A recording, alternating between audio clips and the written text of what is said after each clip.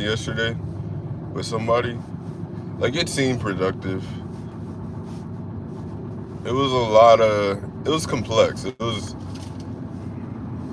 For me, it was confusion, shock, surprise, and then there was, in the back of my mind, there's doubt.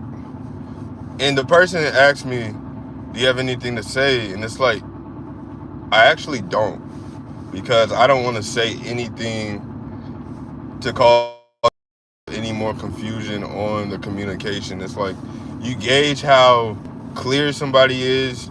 It's like the more try to straighten out whatever they're saying, I think that indicates, one, they truly desire clarity, and then two, that whatever the conversation is, or the person they're having the conversation with, is very significant to them. Like, they care about it a lot, and they're motivated to establish that correct understanding.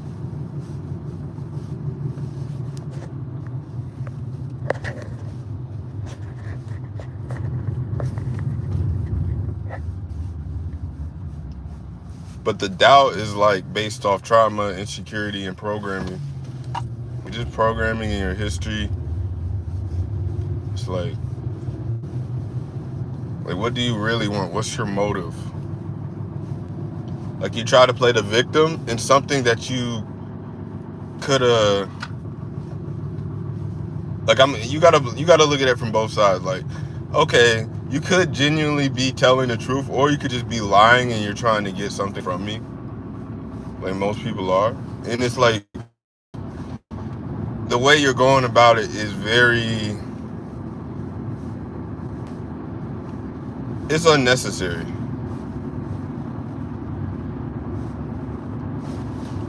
Like, we're making it deeper than it actually is because of immaturity and fear.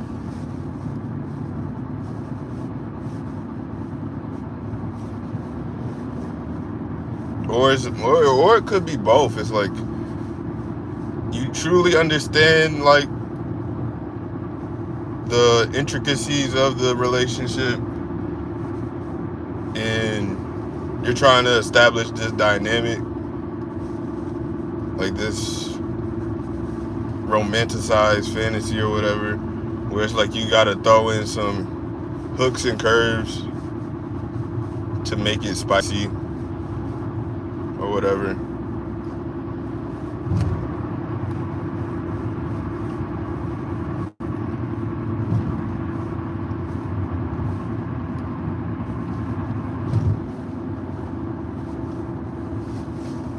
But that's just hypotheticals. When you get into hypotheticals and you start thinking of, like, things that haven't actually happened, that's when it gets kind of spooky,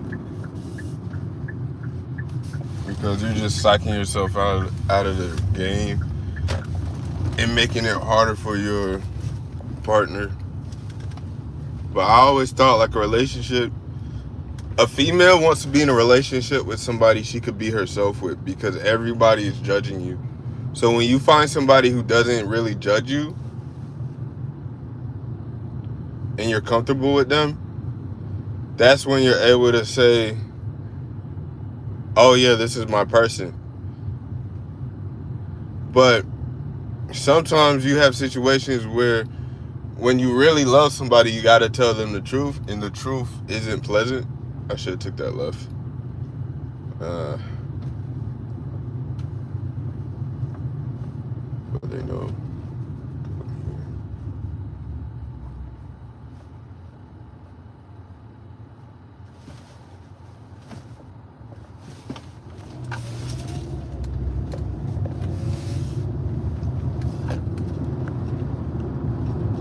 You know, I think deep down, once you get over, like, the sex part, the personality, like, is their communication adequate enough to the point where you can solve all the problems you need to solve by talking things through?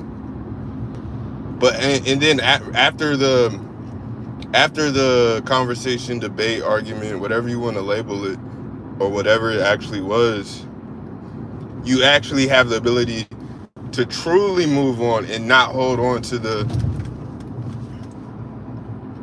what transpired, to the point where it's like, oh, you're stronger, you're even more connected, you're more attracted, you're more engaged into what's going on between the two of you. That's like the healthy part. Not trying to like spite somebody or get even over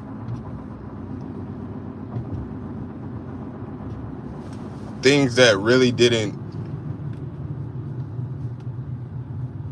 like, not exaggerating the situation for it to be something more than what it actually was at the root. People try to exacerbate or expand the importance of whatever they did and replay it in their head, and it's like letting go is so important. Like, being truly let go and not feel any way towards a situation, because you understand it's in the past, you can't alter it. Like that, it takes a long way to get there to that point. So it's like, okay, yeah, I'm just gonna move forward. And I think that's kind of like the antithesis, or like a cool analogy of what like America is, and like black people having to just pretty much say, okay, we don't care anymore. It's either that, like, to truly move on is like insane, like internal resolving, like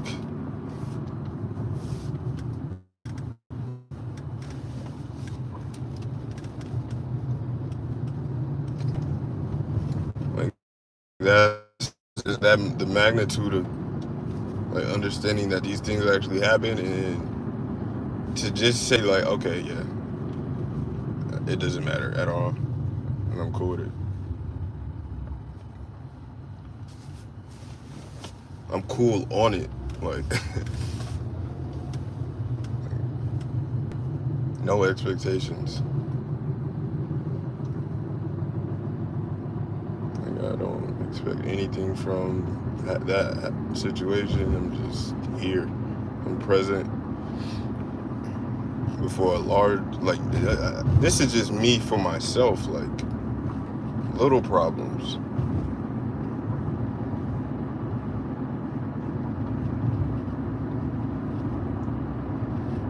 Little problems I'm going through on a day-to-day basis. You have to just say, you might think about certain things or certain situations that just threw you off, made you pivot mentally into something that you wouldn't prefer, something that you dislike.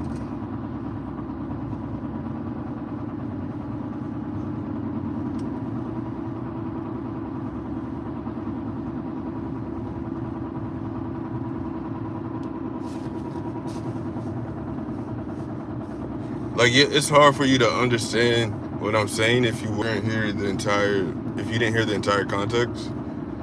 That's the one thing about live that I do dislike. Some people just want to skip all the way to the livest part. Like, I typically don't I don't fall behind the actual live. I try to stay in the live.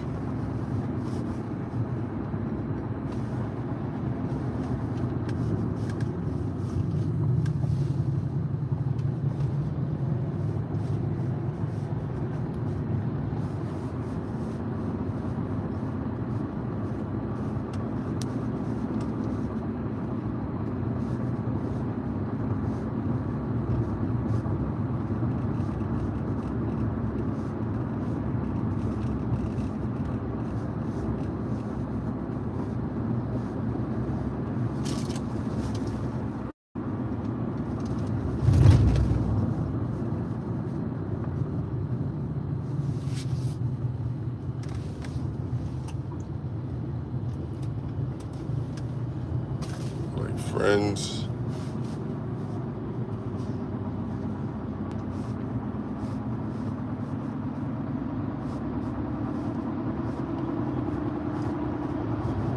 It's the same for friendship. Just like, that's what friends are, but that's also what a relationship is. And then you incorporate your identities, the alignment, and then you also incorporate the physical traits, the mass appeal of most people, because it's the exterior. We can see it, we can observe it.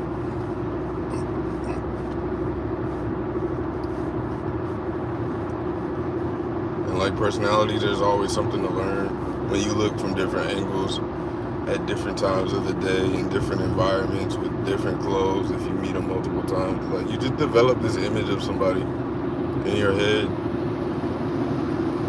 You're like, are these worlds supposed to collide?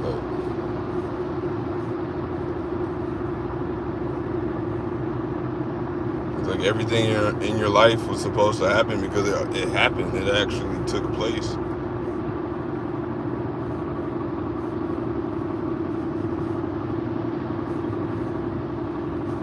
And your goals kind of help outline the direction and the location of your body at a particular time. Like, who you are determines where you go. And not a lot of people are going to really understand what that means. Who you are determines where you are.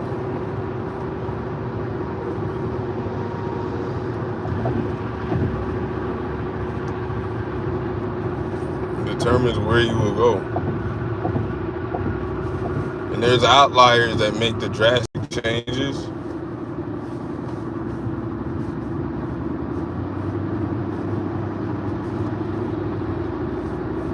Dump trucks always drive fucking hella slow. I don't understand it. And I don't think I ever will. Oh wait, that's a tow truck. I'm tripping.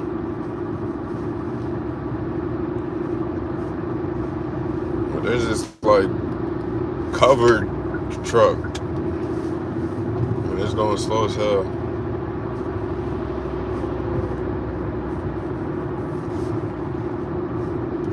And I'm talking about like dangerously slow, where it's altering the pace. It's offering the pace of the traffic and like disrupting the rhythm that we already had.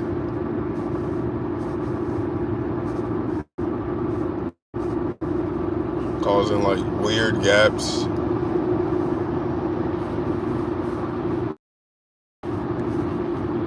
When there's multiple weird gaps, that means somebody did something drastic to like slow things down. Like, I'm looking at it right now. That one truck, the semi truck, it's like they control the highways because everything revolves around semi trucks. There's so many of them, and they're so massive they take up a lot of traffic, a lot of space. You can't ignore them at all, even if you want to. It's life or death if you ignore them. You know, it's like a survival mode. Driving is like a survival mode, in my opinion. Even after you automate it, it's like, it's still that intuitive feeling of, if I fuck up on this road, I could die. You always have that feeling. I really need to go to the store, but I'm not.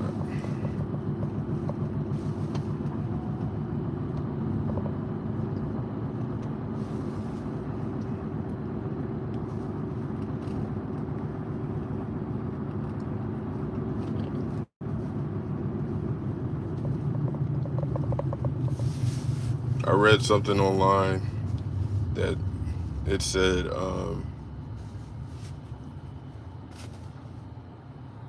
people who like lick their teeth do it as a coping mechanism or something like that along those lines, and I'm like, yo, that's so weird. Cause like I always do it.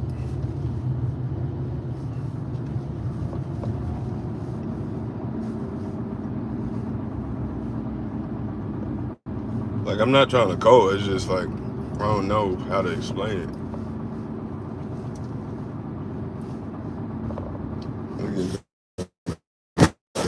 I got it on 77.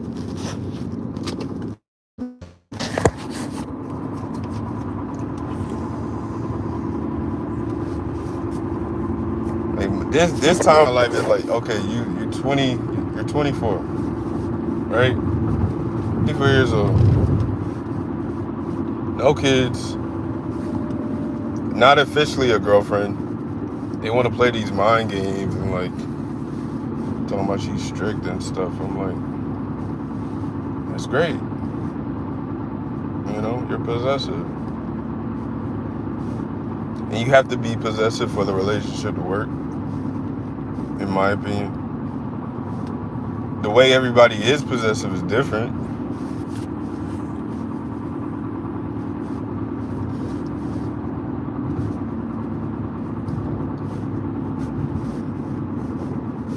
I'm more possessive on physical and mental. Like it's more like a character thing. Like I'm trying to stay anchored to a good character, like the mentality in it, your drive, your discipline. You know,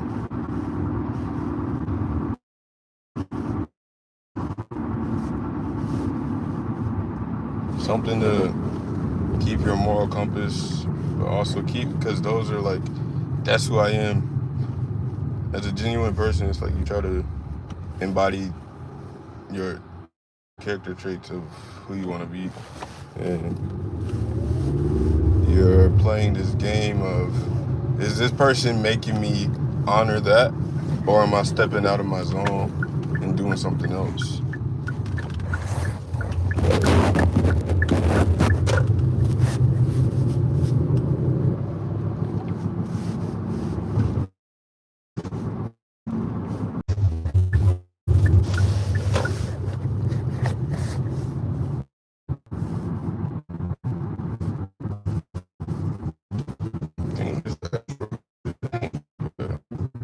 Why that docs?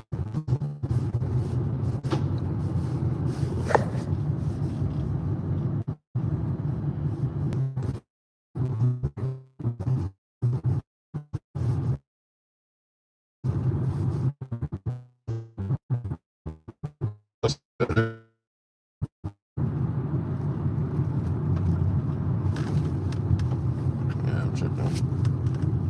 Oh shit, yeah, I'm tripping.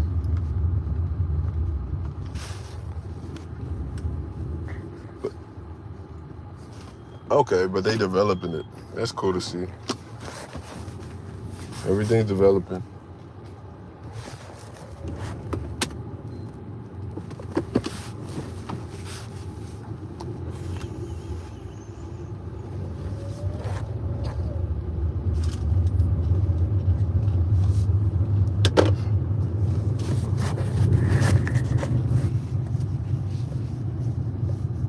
But at the same time, knowing that I have social limits, like what my social limits are for where I am in life.